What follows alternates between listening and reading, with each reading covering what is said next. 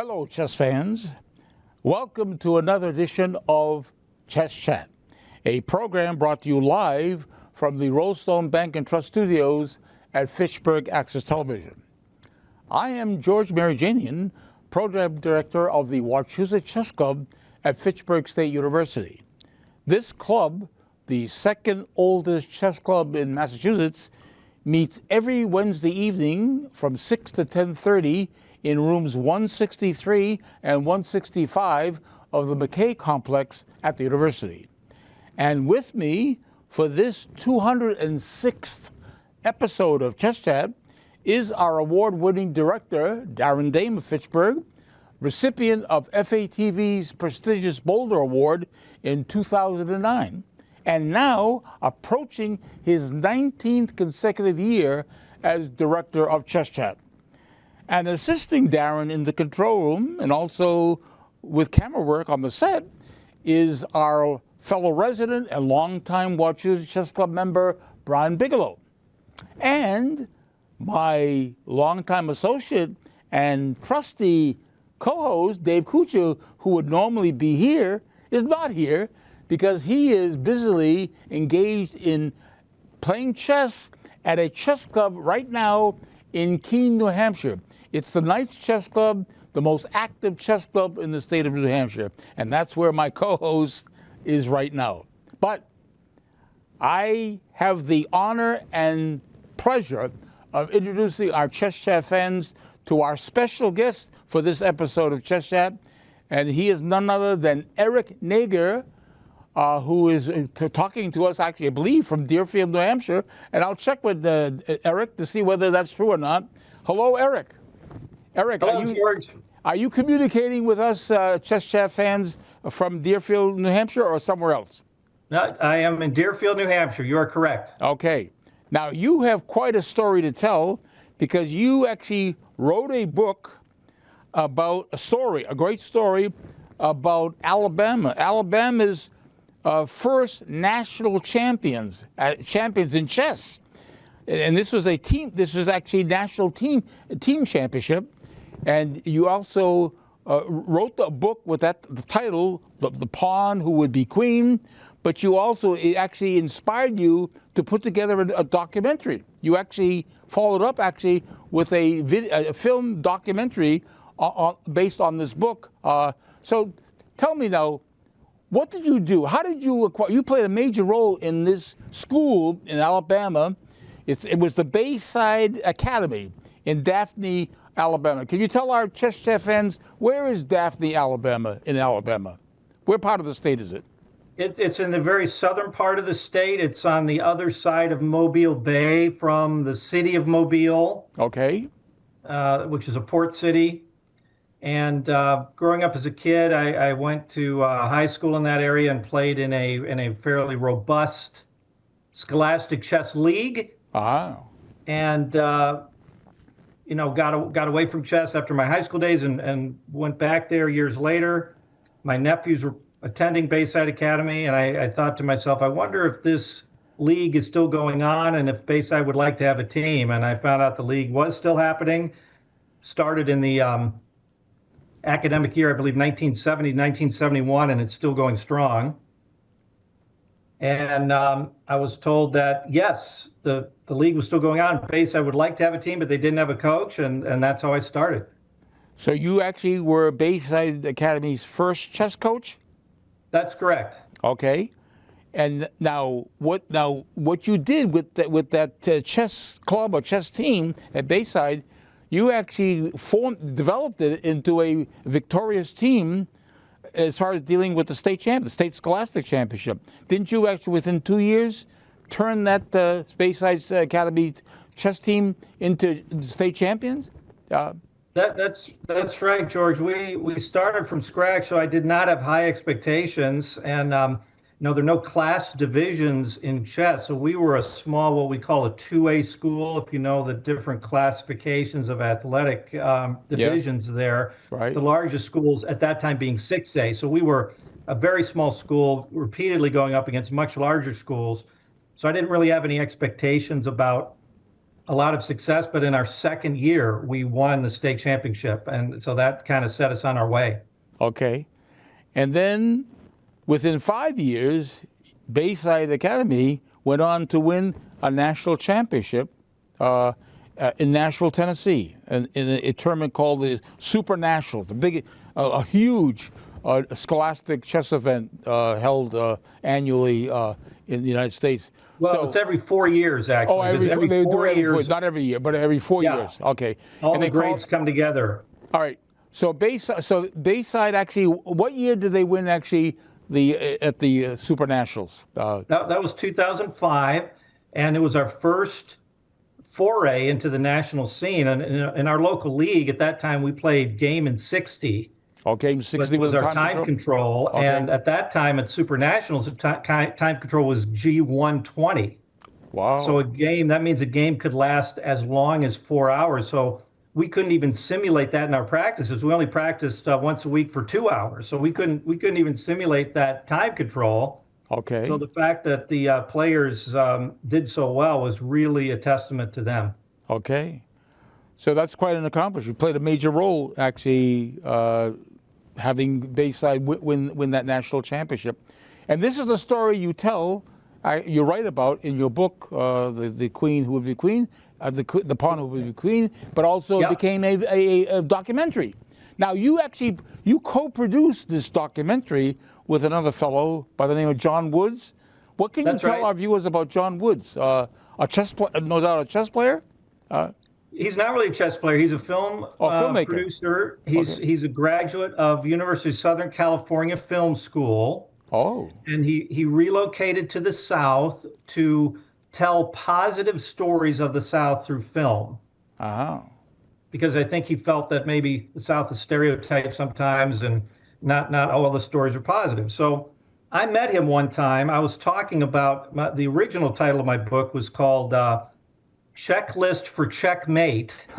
Okay. 15 Keys to Building a Successful Team, which was really written as a business title because I didn't think there'd be a big enough audience for telling the story of chess only. Right. And John heard my talk and he said, well, Eric, you didn't really tell the story about how your team overcame such great obstacles. That's a story everyone wants to hear.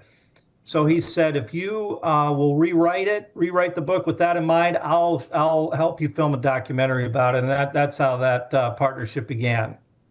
So you're telling me that actually there were two versions of the book? I mean, you actually wrote a first edition earlier? The first edition was published by Impala Press out of the United Kingdom. Grandmaster Ray Keane. I don't know if you remember him. I remember Raymond Keane from England. Yes, Great Britain. Yes, he also has a publishing house, and he agreed to take it. But again, it really wasn't so much of a chess story. It was just what successful keys we found to building a team that could apply to any team. Right. But with John, it was rewritten to tell the story of the chess team, and so it's really a standalone work. I was just it spun out of, I guess, that first book. Okay. So the first book was in 2018, published in 2018? Was it 2018 or 19? First book, yeah. No, well, actually, the checklist one was published around 2009. Oh, wow. And then I started writing the current version, the Pawn Who Would Be Queen. Yes. In started writing it probably about 2016, I would say. But then you've come out actually. But it's been updated since then. Because the most recent edition is 2020, actually has a copyright date of 2022, right? Is it not? 2020? That's correct. Okay. Now, can our Chess Chat fans actually buy a copy of this book? How do they do it? If they can buy a copy of this, how do they go about getting a copy of this book? As far as the book is available through Amazon.com. Okay. And the film is available on the website of the same name, thepawnwhowouldbequeen.com. Okay. And all right, so players can acquire both a book and the documentary by That's right. going to those sites. Okay. So what I was going to ask you, we have actually, because of time constraints, we had to edit the documentary down so we could actually be able to talk to you both before and after the documentary.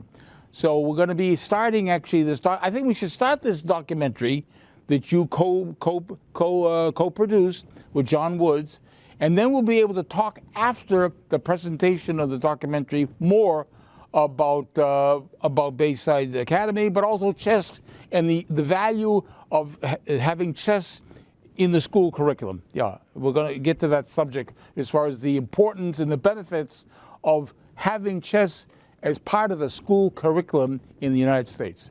So we're going to actually start our curriculum, our documentary right now without further delay, and we'll remain quiet during this as we let our Chess Chat fans watch the documentary which you co-produced actually with John Woods. So let's start that documentary right now and enjoy it. Whenever I talk about the Bayside chess story, I like to play a word association game. I like to ask those in the audience what they think about when I mention a certain state. And so if I say Florida, the first thing that pops into mind might be sunshine or beaches. And when I say Texas, they might say oil or energy. Or when I say New York, they might say New York City or the Statue of Liberty. When I say Alabama, most people associate us with success in college football. Very few associate us with success on the chessboard. And that's one thing that Bayside Academy has been able to do on behalf of our state. We were the first school in the state of Alabama to win a national championship in chess.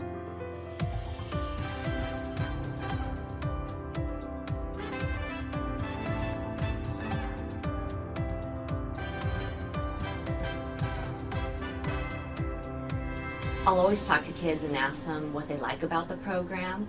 And I had a young boy tell me one time, as he thought about it, he said, on the playground, I'm very small, but on the chessboard, I'm very big. And I thought that was a great answer.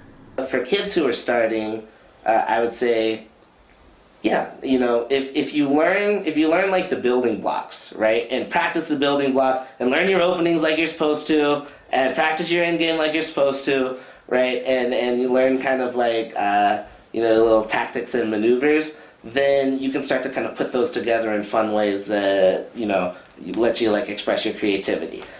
I definitely say it helped me make friends that, number one, I otherwise wouldn't have made, and it helped me get more comfortable into overall the entire school as a whole. I mean, at first everybody was kind of doubtful because most people were like, oh, she's a girl, she's probably not that good. But then when I came in with the wins, everybody was just like, where did that come from? I got involved in the chess club at Bayside in academic year 2000-2001.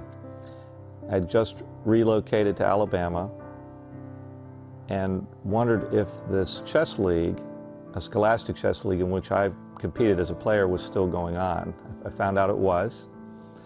And at that time, my nephews were students at Bayside Academy. One was a rising 10th grader, one was an 8th grader. Thought it might be fun to coach them or work with them if Bayside was interested in having a team. So I called up the school. I spoke to, at that time, the assistant headmaster, Mr. Dick Cleveland, who kind of did everything at the school. Because I had some kids come to me wanting to establish a chess team. And in independent schools, whenever you have kids that are interested in developing their passion, you try real hard to be sure that you afford them that opportunity. Right, I was looking for more opportunities for students to participate, and more leadership opportunities, and chess falls into those categories. As I said, with the academics, it's fit right into my thinking about something to exercise the mind for our kids, to give them an after-school activity, give them competition other than being involved in athletics, something to challenge them. It's competition, It's all of those ingredients that you want for a program to challenge the minds of your students, well, regardless of what age. So I played for the first chess team at Bayside. I was in my 8th grade year, and what made me really go out for the team was the fact that I had a bunch of friends who were interested in playing. It was something special, for sure. If you have ever watched two people play chess competitively, there is an aura of intensity that cannot be denied. Asked him if he was interested in having a team, and he said there were a few kids who were interested, and he was going to coach them, but he didn't know anything about chess, so he was happy to let me take the lead. So in that really auspicious way, that's how the chess program started. My thinking at the time about what the kids could accomplish was very, I will say, it wasn't lofty. I've hoped that maybe we'd win some, lose some, and have a few laughs. I really had no expectations of great success. At that time, Bayside was in a 2A classification, which is one of the smallest in the state of Alabama. At that time, going all the way up to 6A, and we regularly played 6A teams. So I would have been happy that first year, in my thinking, if we won as many as we lost. If we had a 500 record, I really didn't have any great expectations. Our first year we did much better than 500. We played a scrimmage against a middle school team up the road from Bayside called Christ the King. I thought that would be a good measuring stick for us. We played them 1 week before our first regular season match, and they beat us 4-1. Now, little did I know they had a really good team, and they went on to become middle school state champions that year. But it really discouraged me that a middle school beat up on my high school team, and that really made me think that we didn't have much of an opportunity to win. But that very first year, we finished second in our league and second in the state. Our chess program has been so successful because it's just that. It's not just the success of a team, it's the success of an ongoing effort to teach young boys and young girls how to think and how to develop as chess champions. That first year I tried to give my players just a basic understanding of some good openings so that they would know how to develop their pieces and just be competitive. I did have 2 experienced players who had played before, and they kind of anchored the team, but it was really just kind of learning as you go. I had no experience coaching at that time, and so I would roll up my sleeves and play against them in practice, and I think that helped too. I think they enjoyed playing against me and trying to beat me. Our chess coach is really a part-time person that comes in and supports this program, and has from its very beginning. He actually initiated the program, and he started as a volunteer, and just so passionate about chess. He wanted to share that passion and ignite that passion and get others as interested and excited about it as he was. After that first year, my expectations did start to rise because some of those players from Christ the King who beat us the previous year came to Bayside. They enrolled in Bayside as 9th graders. Christ the King ends at 8th grade, so they had to go somewhere for high school. And having those players on the team really was an influx of talent and depth and allowed us to perform very well. In fact, we won state championship our second year with 2 freshmen on the top 2 boards. I'm a software engineer at Twitter in San Francisco. I got there via studying computer engineering at Texas A&M University, and before that I was on a chess team at Bayside Academy. So when I moved to Alabama, first I went to Christ the King. And at Christ the King, a lot of my friends played chess, so I played chess with them, and then we all kind of followed out each other to Bayside and continued playing chess there. I went to school at Auburn University, and now I'm a producer for films. Transferring to Bayside onto a successful chess team was really nice, because when we were in grade school we had a coach who was really nice, but he wasn't super interested in teaching us or kind of showing us all the moves or anything like that. It was much more of a like, you guys are pretty good, you're all friends, you can just come in and practice together and have a good time. But we kept winning, So when I came to Bayside, it was a lot more serious. We treated chess as a sport, and not many places do. We actually went through openings every practice. I mean, we had it once a week, but we played constantly, and a lot of it was more fun than serious, though, because we were all friends on the team, and we played sports together. So it was we could skip practice to go play with our friends and just get better. I interacted with the kids in a way to try to bring out their full potential, but just having fun with them, I think, just making it fun and participating with them in practices and just trying to vary the practices so that it wasn't the same every week, give them some variety, play other people, and try to make it a fun experience so they'd want to be there and they'd want to bring their friends, because we were trying to recruit a program. We only had about 7 or 8 players that first year, and so it wasn't a very deep team, but they were friends with each other and we had fun. Winning the state championship our second year was a seminal moment. I felt at the time, in my own limitation, that I achieved everything I could possibly achieve as a chess coach in Alabama.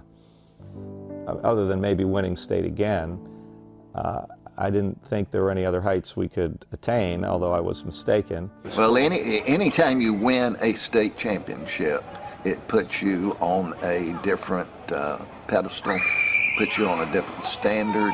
It raises the expectations, and once you raise the expectations, then naturally we expect more, and the kids expect more, the parents expect more, and that's a great standard to have. That's the great benchmark every year, is to think you're going to be playing in the state championship. The banners are still flying high in the Student Activity Center. We started the following year playing in, well, I would call it a regional tournament. We went to Biloxi and played some kids from New Orleans, and New Orleans had a very strong scholastic chess league then. This was before Hurricane Katrina. And we were able to have success at those tournaments too, and that gave me an inkling that maybe we could be successful beyond the state of Alabama. We had some great times there in Biloxi. It was a wonderful environment. We did those starting back, I think, in 2001, and I think you brought your first team in 2002, and then again in 2003. And then in 2005, we had the Scholastic Tournament, of course, along with our Gulf Coast Open. And I remember that your kids in the beginning were it was a very basic organization, and you worked with them through the years to really bring them up to what they are today. I think, going to Biloxi was just a taste of what was to come. Even though it was only, a little over 100 miles away, I think just getting to see new towns, new areas, and get out into the world. I remember the first, I guess it was a region or district tournament. I forgot what it was termed, but we held in the Student Activity Center, and various schools competed, and I walked in and the entire place was packed with students competing, and that was a big surprise. I haven't detected a pattern of any one type of kid who is attracted to chess. I've had a tremendous diversity of kids.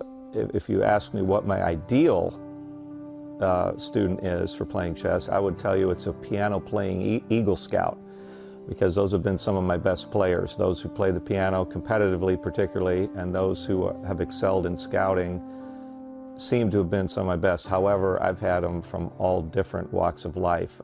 Musicians, I think, of other stripes besides piano are also tend to be good chess players, but there's a pretty good caliber of student at Bayside, and if we can just let them see the fun that we have and the success they have, then they tend to want to be part of the program.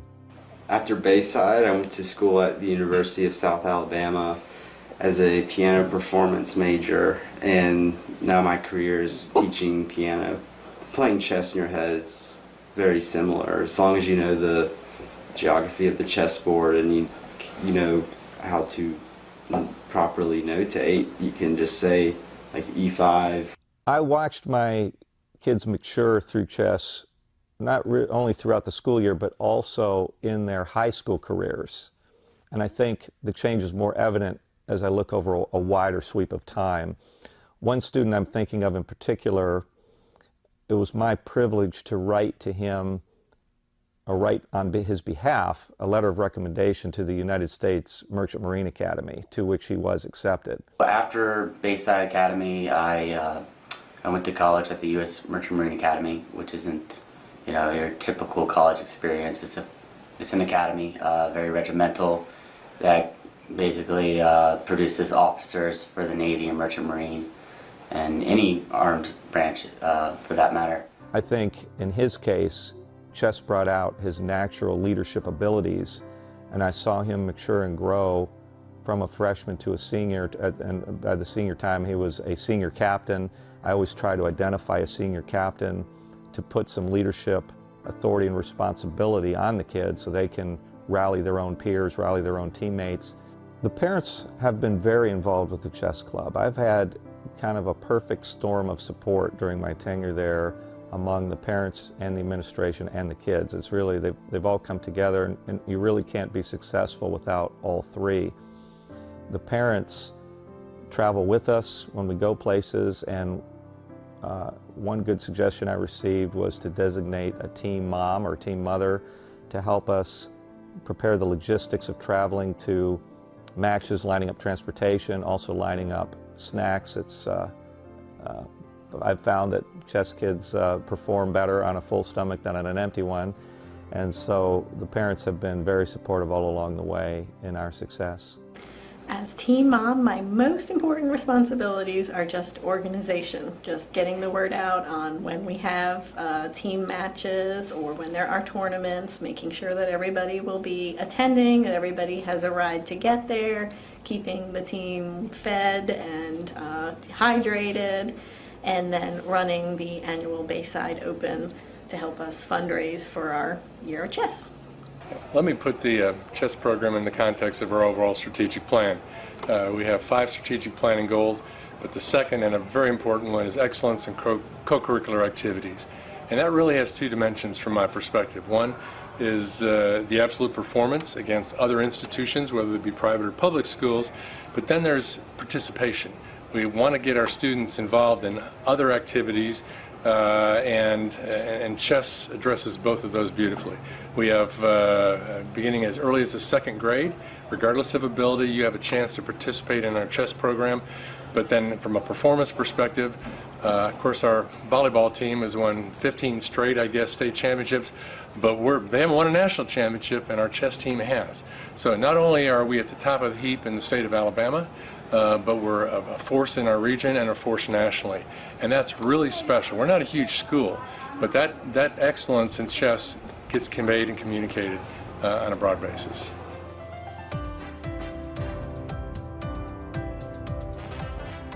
I'd mentioned already that we won a state championship in our 2nd year, and then we won it again in our 4th year, and again in our 5th year. And so we had been playing these tournaments in Biloxi on a regional level, and we'd had success there too.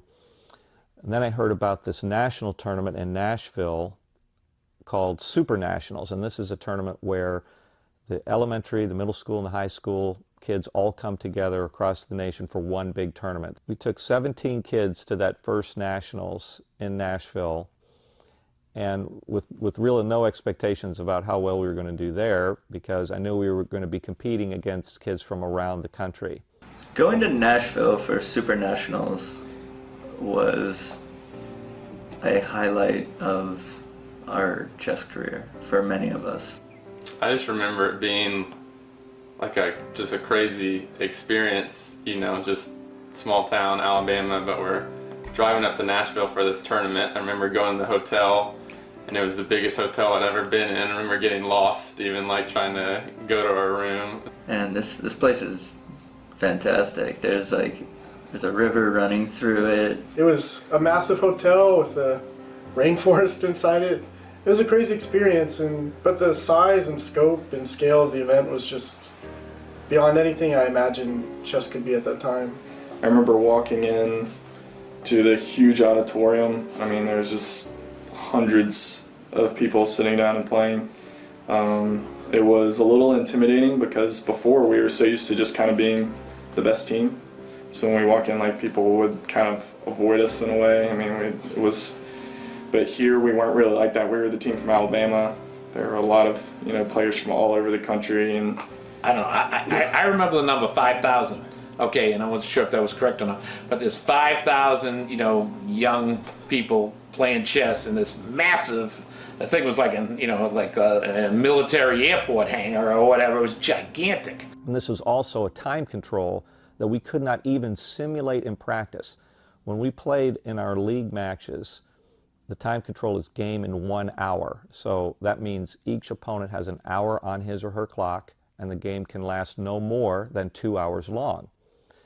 And we practiced for about 2 hours at a time after school, so that's all the time we had.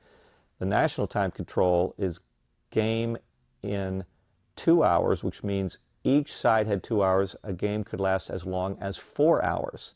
So we could not even simulate that time control, and we were also going to play 7 games over a 3-day period. My players had not experienced anything like this. So when we get to Nashville, I really had no expectations of success. In one particular team, I had 7 of the players. The top 4 scores count as the team score. So a couple of players could have a bad tournament and it wouldn't hurt us. We had a perfect score after the first round and had, I believe, 3.5 points out of 4 in the second round. We were tied for first after the first day. There were some other teams along with us, and so I didn't think much of it, except that I was happy we were off to a good start. But then again, after the 3rd round, after the 4th round, after the 5th round on Saturday, we were either tied or in sole possession of first. And I remember going to my room on Saturday night thinking, wow, we have a chance to do something really special here. And the kids were, I think, communicating with their parents at home, and those who didn't make the trip, and so there was some excitement and some buzz building. On the Sunday morning of the 6th round, we had a bad round, and we fell down to 3rd place with 2 teams ahead of us, and it did not appear that we'd be able to make up that ground in 1 round. And so I remember walking out of the playing hall, which is as big as a warehouse, kind of shaking my head and thinking we may have let a national championship slip through our fingers, and what am I going to say to the kids in the team room? I had to project a positive attitude, even though within myself I was very doubtful. And I could see the concern on the kids' faces. Coach, what are we going to do? Do we still have a chance? And so I projected positivity and said, of course we do. We just got to go out and win the last game and don't worry about anything else, and gave them all the encouragement and hope that I could. As the schedule fell out, we were fortunate to be playing one of the kids from the 2nd place team and one of the kids from the 1st place team. There's no guarantee that that would have lined up. And one of our students, Joey Nickerson, absolutely destroyed his opponent from that 2nd place team. And I walked back. Joey was probably a half an hour into his game.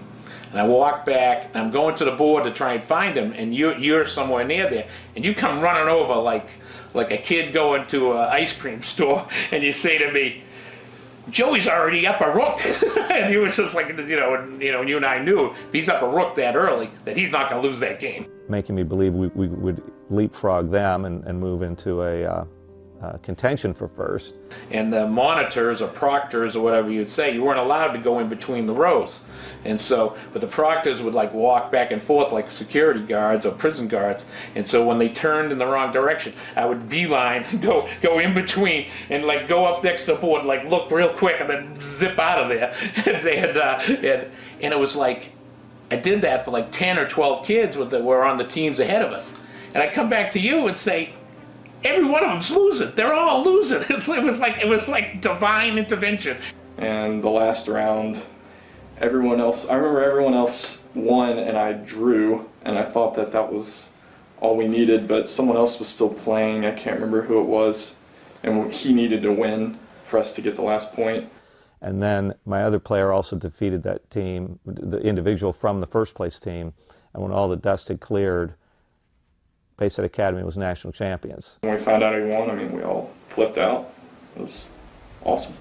It's not like we didn't expect to win. We knew we had good players, but the fact that they actually beat everybody in the country was quite an exhilarating feeling. So we arrived back at Bayside on Monday morning early before school because we'd driven through the night. And in the parking lot waiting for us, unknown to us, were parents and teachers and students and girlfriends of the players waiting to greet us on our triumphant return home from Nashville with the national championship trophy. It's just like, you guys have cheerleaders? I guess we do now, whatever. It's pretty funny. Sure. Didn't you get a bunch of chicks because you were at the chess club or something? Surprisingly, yeah. We were kind of like chess rock stars. We'd overcome the nerd factor of chess. I remember, Eric, that you were keeping me informed beforehand about what was happening there with the chess team. And I thought it was intriguing. But then when the team won, what first hit me is, this is Alabama. We love competitive sports, particularly football. And we are national champions in football and other things. But this is being a champion in something that's different and in a sense more important, because these young people had to use a different talent, a different skill altogether. And it's one that's, I think, important to the development of a young person's intellect. So I thought, wow, we should celebrate this as much as we celebrate when we win out in a sports field. So I was really thrilled to get the resolution passed through the Senate to present it to the team. I don't know, it was, when they won, it was just, I don't know, it was fantastic. I'm getting emotional talking about it. It was like we were jumping up and down and doing everything. It was just, it was a moment, moment in my life I'll never forget. It was great.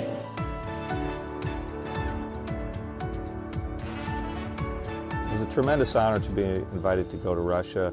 It was personally meaningful to me because I had a career in the U.S. Army Reserve, and I got into the military right at the tail end of the Cold War, where the Russians were the bad guys. So to go years after the Iron Curtain had fallen and to see Western automobiles zipping around the Russian streets and go into the stores and see shelves stocked full of food and merchandise was very gratifying to me. Well, when that opportunity came along, it was like, well, I don't have time to go, and I don't have the money to go, but there's no way in the world I'm not going to Russia, because it's just I said I've never been back to Russia, and I doubt it I ever will be again. But it was such a great experience to go, and the kids to get to play against those kids who were like, that's the national sport over there. And from the beginning, both Zachary and I knew that was an opportunity we wanted to take advantage of, and we were incredulous that you actually even thought of it and pulled it together. That was pretty great. Also privileged to play some of the best chess players in the world, because they are taught in the schools from a young age the principles of chess. And so in order to make it a fair fight against the U.S. students, they had to give us some younger players in order to make the ability levels more or less comparable. It was shocking to see how good and how disciplined they were in chess. Taking classes at school when they're kids as part of their curriculum, at least at the chess schools that we played at. There are other countries that actually have chess as a compulsory subject in school. And in the U.S. we don't do that. It would be very difficult because other countries, the government mandates the education system, but it still should be something that we take more seriously and encourage schools and districts to do. Chess in the former Soviet Union, in Russia, has tremendous history, tremendous traditions, and it's very much part of the lifestyle of the nation.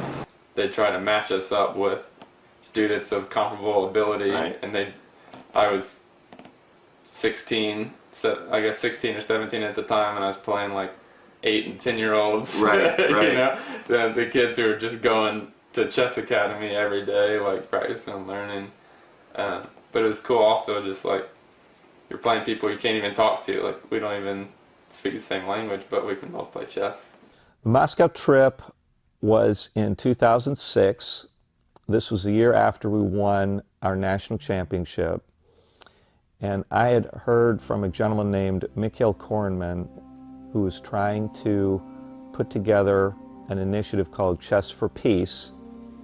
He was trying to line up some U.S. students to go to Russia and compete, and it was open to any school across the country. That people in the group was from all over the United States. We had a group from Denver, Colorado, we had from Alabama, we had from New York, from Texas, from Kansas. We responded to that, Bayside did, and we took 5 kids out of a team of about 23, I believe it was, 23 U.S. students went to Moscow in March of 2006. The kids can communicate with each other. The parents, I think, find very interesting group to communicate with each other. That was probably our best trip we had going to Russia, and definitely the largest group. My kids were tremendously excited about going to Russia. One of my students in particular was learning the language in preparation to go. A lot of the opponents we played did not speak any English, so one thing we all agreed to do was to bring a gift, something that would be representative of the United States, and exchange that gift with our Russian opponents. We knew we were going to play at least 4 matches, so we had presents in tow for all of our Russian opponents. Some of my players, I think, brought a cowboy hat, another brought peanut butter, you know, so there's something really representative of the United States. And I'm happy to say that every Bayside student won at least 1 match against their Russian counterparts. I remember a lot about that trip. Mainly one thing is every time we went back to the hotel, me and I think was it Samuel would run down to Domino's Pizza because we didn't want to eat any of the Russian food. We just ate Zach? Was it Zach? Yeah, Zach. Yeah. We would run down because we hated all the Russian food and would just eat pizza every day is what we lived on for a week. I met several interesting people in Russia. My memories of it are very fond because chess was really not so much the focus of the trip. We really toured a lot of things like the Kremlin, like the equivalent of the Eastern Orthodox Catholic Church, their Vatican. And so we also went to a circus, saw some acrobats perform. So the chess was just something we kind of did on the side in this trip. I met other coaches there from other schools, one from Colorado area with whom I'm still in touch today, still friends with today, and another coach from New Mexico.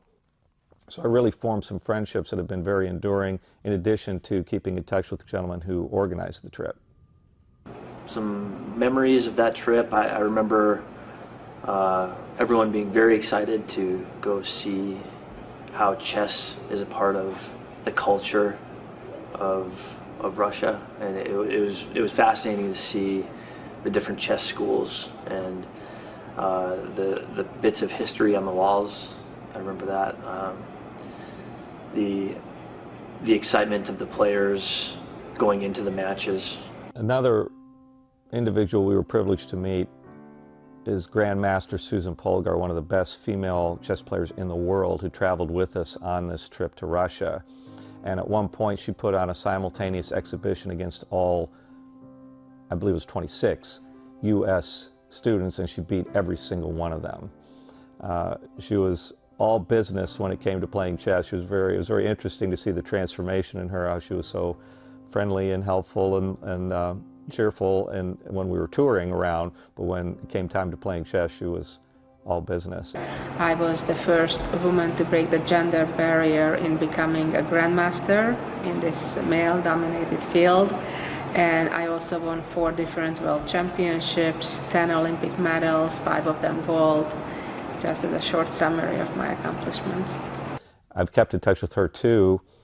One of her big initiatives is getting more girls to play chess, and so she's hosted some all-girl tournaments that we've participated in New Orleans. Definitely, it was one of the highlights of both of our lives as a mother and son. And I will never forget, after we finished match 4, when we get into the bus and we put all the scores together from the first, second, third, and fourth match together, and the American team was 1 point ahead of the Russian teams. I was not sure that bus will survive.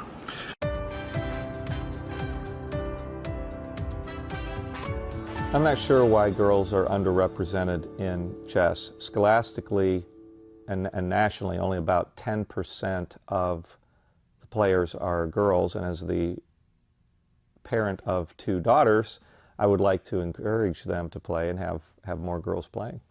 Girls in chess are very underrepresented, and I really see no reason for this. I think girls should benefit from all what chess has to offer, just as boys do. And unfortunately, in our society, still a lot of the girls are discouraged, whether internally within their families, or once they get to school through their peers or teachers. Society still perceives chess for some unexplainable reason to me as a boys' game, and chess is for everyone. It's very important that girls learn to play chess because they're learning the skills that are required in STEM fields. And girls are very underrepresented in STEM fields. If we can encourage girls to become critical and creative thinkers, they're going to be able to excel in their school and in life. I think chess is the perfect equalizer because unlike in, let's say, other physical sports where physical strength or speed may play an importance and boys may have an advantage, in chess it's really equal. In chess, girls can be equally good, and I think girls should be more encouraged to play, and that's one of the main missions of my foundation, to give extra opportunities for girls. So usually when you go to a tournament, out of every 100 boys, there's usually just 1 girl. And that, usually the percentage is a little bit higher in elementary school, but I think once you look at tournaments for high school kids and middle school, as well as adult tournaments, it really is like a 100-to-1 ratio of boys to girls. I would say the main reason is if you're like a girl coming up in chess and you see that nearly all the top players are male, nearly all the coaches and all the people in tournaments around you are male, and you hear things like, oh, girls can't play chess, or I'm so happy I played a girl, I feel so lucky because it's an easy game. It's hard to continue on. I think a lot of girls get discouraged and they just start dropping out by about middle school or high school. So I learned how to play chess when I was 3 years old. My father taught me. My brother's 5 years older than me, and he would always beat me.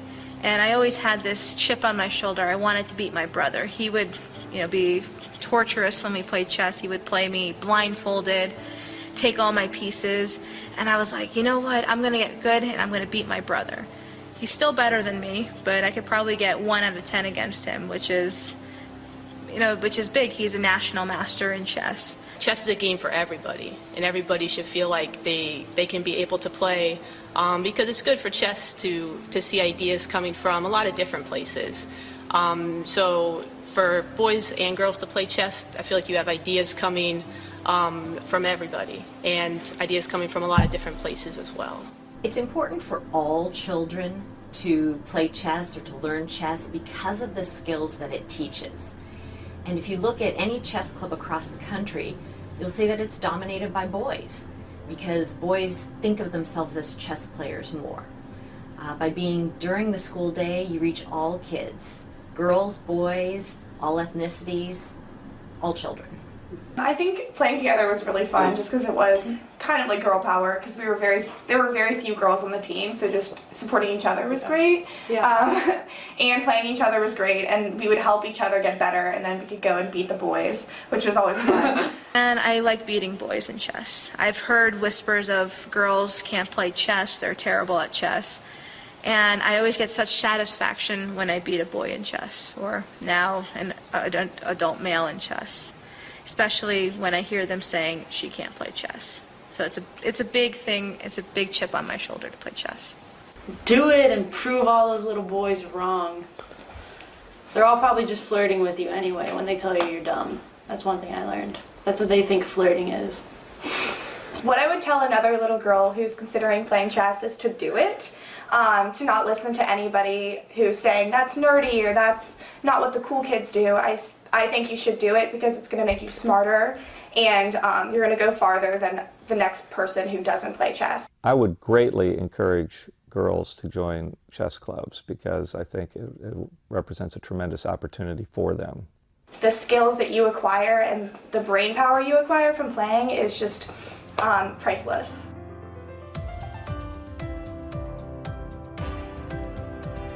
I think it's important that schools have chess programs because I believe the benefits of chess would help with academics.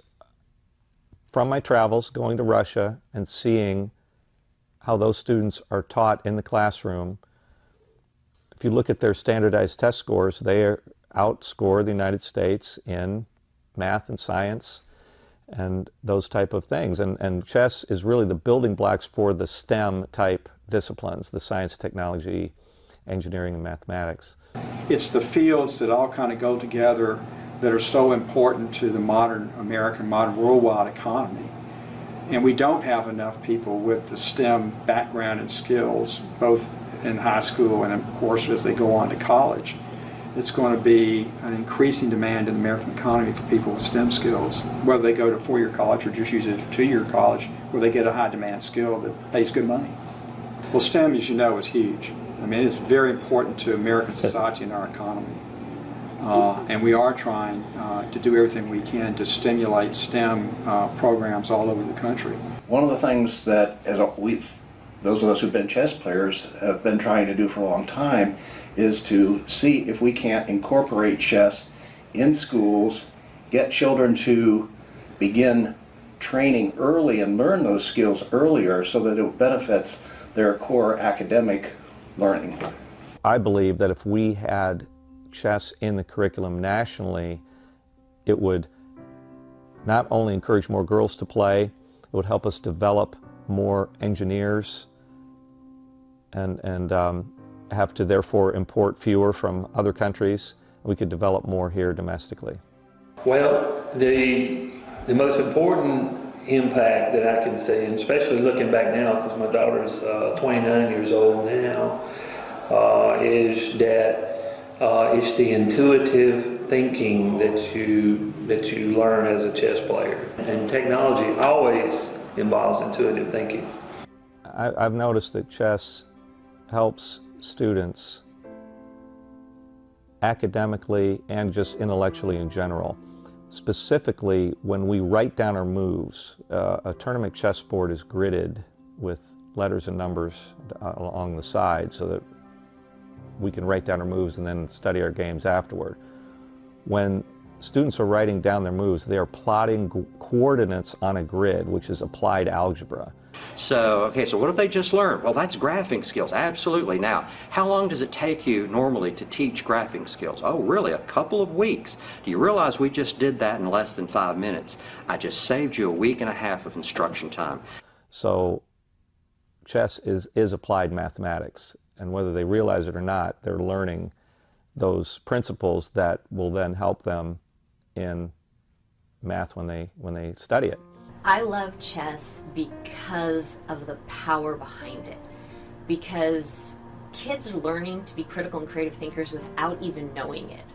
In fact, I had a kid one time tell me it's very sneaky learning. And it is. There's critical thinking, problem solving, time management. We play on clocks, so they have to think in a quick and decisive fashion in order to finish their games on time.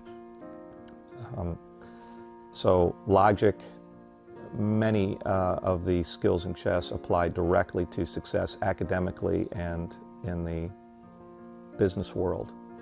Chess impacts literacy, math, critical thinking, and life skills. The things that I've learned in chess have definitely carried over to my professional life, as a merchant mariner. One of the things being is simply discipline.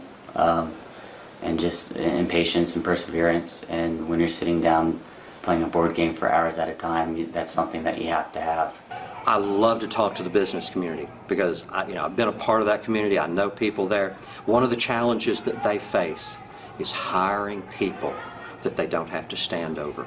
The analytical thinking that I've gained from chess is definitely directly applied to my career as a software engineer. It helped me being able to organize things in my head and plan things out.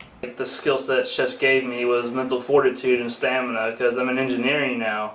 I spend up to 12 to 20 hours in a library if I have a project due in a week. And so I had to have the stamina to keep just focusing in and working on one thing at a time. Yes, chess can help you think ahead and plan ahead, because sometimes you have to see 3 or 4 moves ahead in the game. And the limitation is you can't touch the pieces and move the pieces and try to create what you're envisioning. You have to see it all in your head. And that has, I think, great correlation to solving business problems, for example, when you have to envision a situation maybe months or years down the road, and you have to envision it without seeing it on the board, so to speak. And so I think that capacity for abstract thinking is also a tremendous benefit of chess. One of the things I love about chess is that you can express yourself and create like an art form out of it. A lot of people might look at chess as just pieces moving on a board and nothing more. But when you watch a chess game, or when you see a professional play a game of chess, not even just professionals, anybody play a game of chess, you see their own style, you see their own personality come out on the chessboard. And to watch people create and to watch people do amazing things on the chessboard, it's really inspiring to continue playing on for chess for anybody. And I just wish that more people could see that, because I think if more people understood the depths that chess goes into and how artistic it is, then maybe more people would be interested in it. Students who from 6 and 7 year old know if there's a position on the chessboard, if you're struggling, maybe it might be helpful to very quietly, respectfully get up, walk around, and look at the position from the other person's perspective. That is an enormous life skill. There's a meta-study that's pulled together about 50 different chess in schools studies that have been done around the world. And that certainly suggests a strong correlation on math skills. There is a direct correlation with math ability and chess. Certainly in terms of academics and other avenues in their life, I think it has definitely helped them with their reasoning skills and their math skills, and just keeps them really sharp and focused. It definitely helps not just mathematics, but also critical thinking, problem solving, anything, literacy. Chess is a big part of the curriculum in Russia.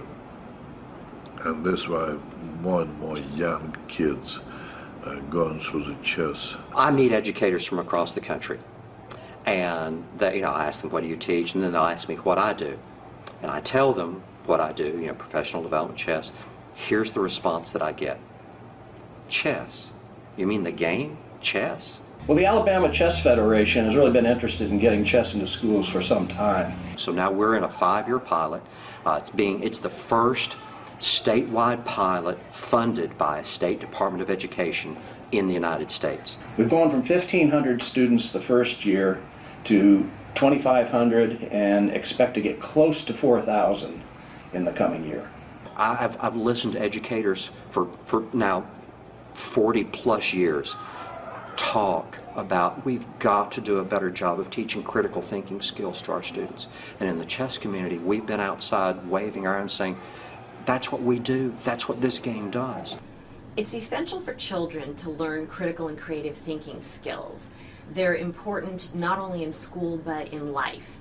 And chess is an amazing tool to teach critical and creative thinking skills. I get stopped in the hallway by teachers saying, let me tell you how chess has changed my students' behavior, their academic success, the parental engagement. The presidents of some of the Alabama colleges came to the State Board of Education and said that they weren't getting students that knew how to think.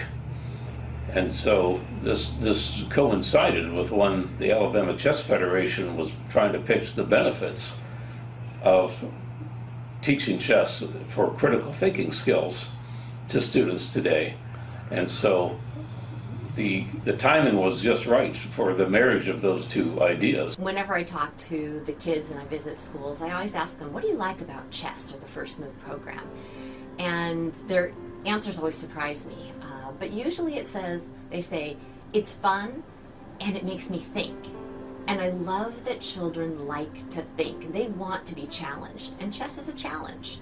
And then I realized after just a few months of coaching some 4th and 5th graders that they could outthink my college students. Now, they didn't have the same life skill, not life background, so life experience, but in terms of thinking that if I do this, not only this could happen, but this could happen and this could happen, and if this happens, then I do this, then this could happen. That branch thinking, my college students didn't have as strong a background as my 4th and 5th graders, which leads me to the skills, the life skills that chess impacts. Self-esteem. In what other activity could a 3rd grade girl sit down across a board, an activity against a high school football player and absolutely crush them? Kids can start playing chess really at a pretty early age, even 4 or 5 years old. Well, chess is an amazing game, and it's a lot more than a game. Chess, I think, teaches, if being taught the right way, fantastic and really important life skills. Well, any time you can help students to become more disciplined when it comes to studies, to concentration, to strategize, that plays a part in any classroom. And of course, that's what chess helps develop in a student, that ability to focus, and you focus academically, and therefore you become a better student. Planning ahead, of being responsible for your actions. Think first, move after.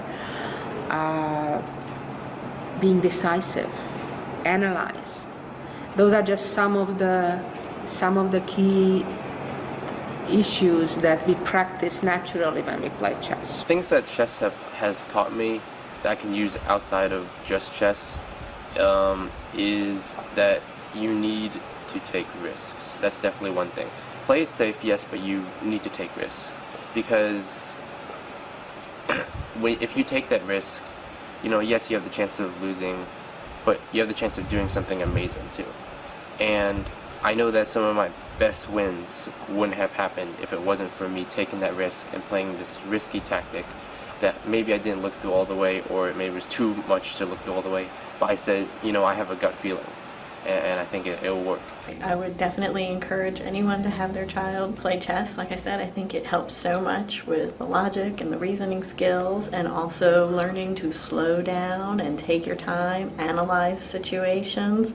What I would tell any student today that wanted to play chess is, if you love it, if you are fascinated by it, play it. Please play it. Find out, learn more about yourself through this game. It's a mental endeavor unlike any other. Coming out of high school and moving into the real world, chess definitely taught me about kind of the concepts of tactics and strategy. When you've learned how to play chess, there is no problem that your teacher can give you that you can't solve, because you're a chess player and that's what you do. I think chess is a wonderful game, and I would love to see it embraced on a broad basis, schools throughout the United States. It's a great academic tool, it's a great mathematics tool, and I think the positive benefits that would accrue to our country and our students having a chance to participate would be phenomenal.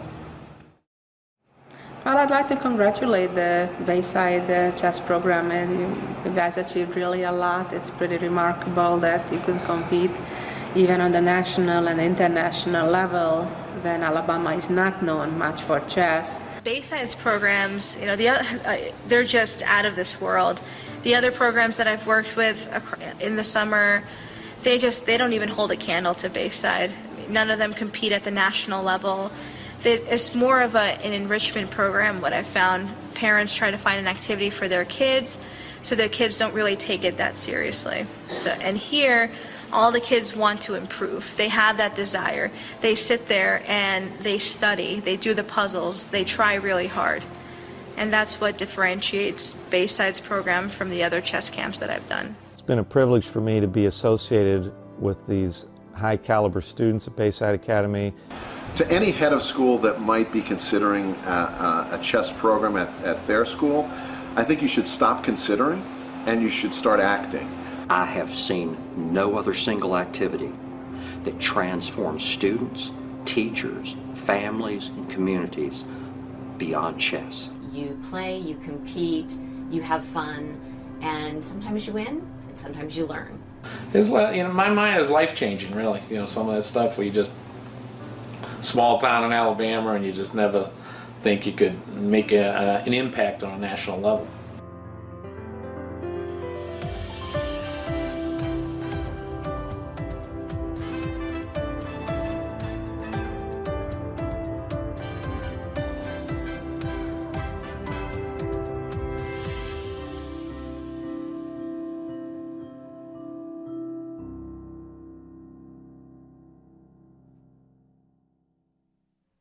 Enjoyed listening to the views of the students, the alumni, the parents, the educators, expressing their views of the importance of chess. It's preaching. They're preaching to the choir. We believe that chess actually is most beneficial. It should be actually incorporated in the school system in the United States. How could that be done? How can we have chess incorporated in the public school system in this country? How is that possible?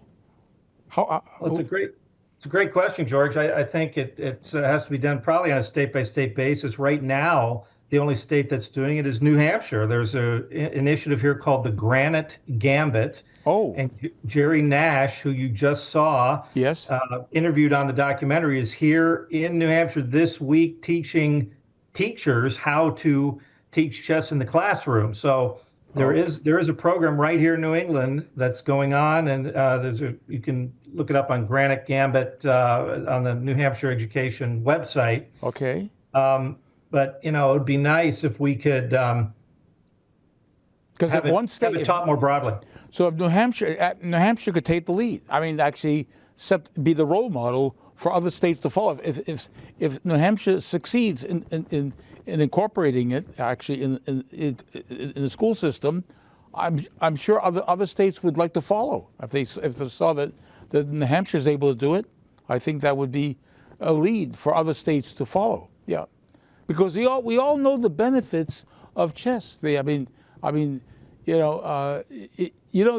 are three fields of endeavor, three fields of study that have produced prodigies, and they happen to be music. And I like when you said what you quoted saying that you found actually at Bayside Academy the chess players that you found actually were musically inclined, especially piano players. Those who played the piano were actually turned out to be exceptional chess players. Yeah. And I agree with that. There is a correlation between music and chess, but those three fields of endeavor are music, mathematics, and chess. Those are the three fields that have produced prodigies, and they're interrelated. There's a correlation between all those three fields of study.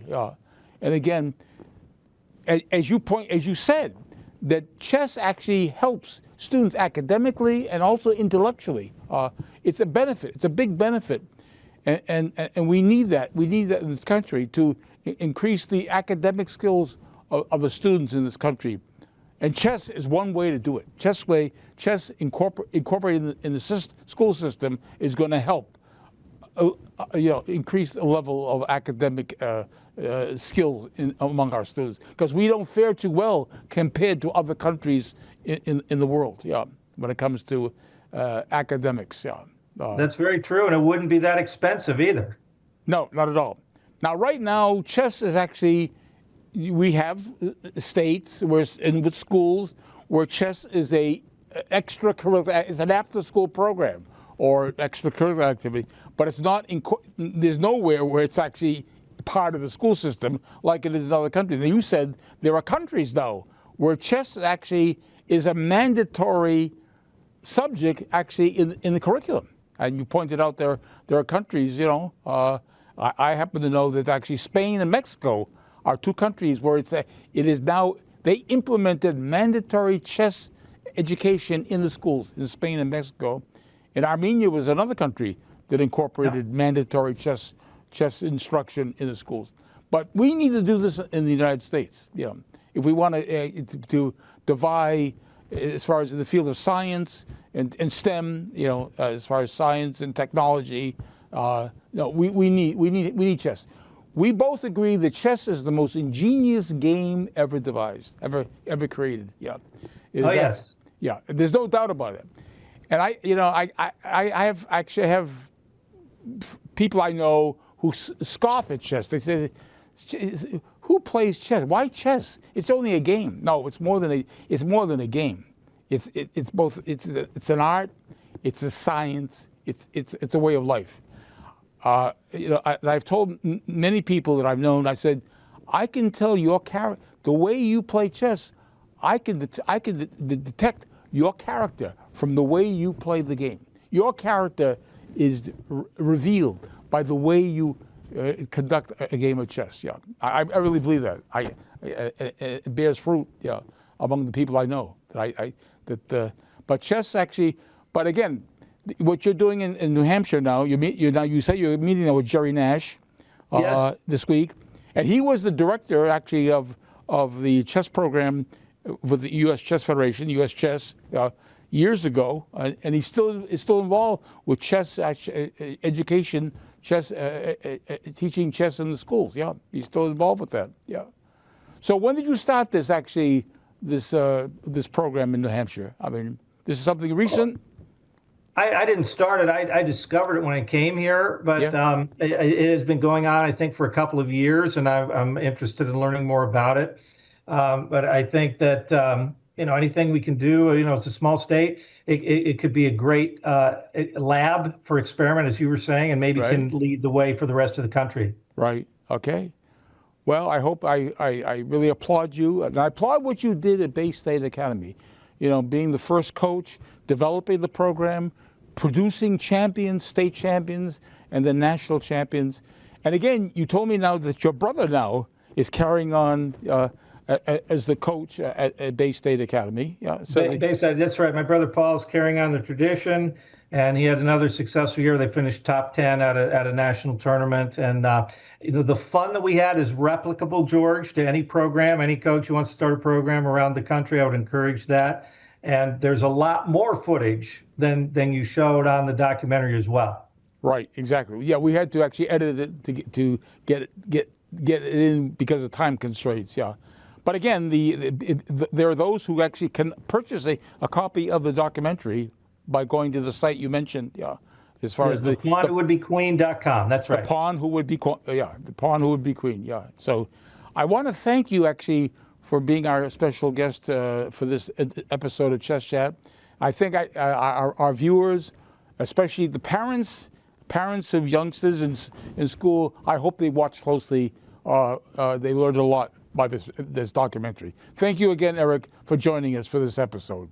And thank you for having me, George. It was my pleasure. Okay, thank you again, and good luck to you in your future endeavors. Thank you again, Eric. Thank you.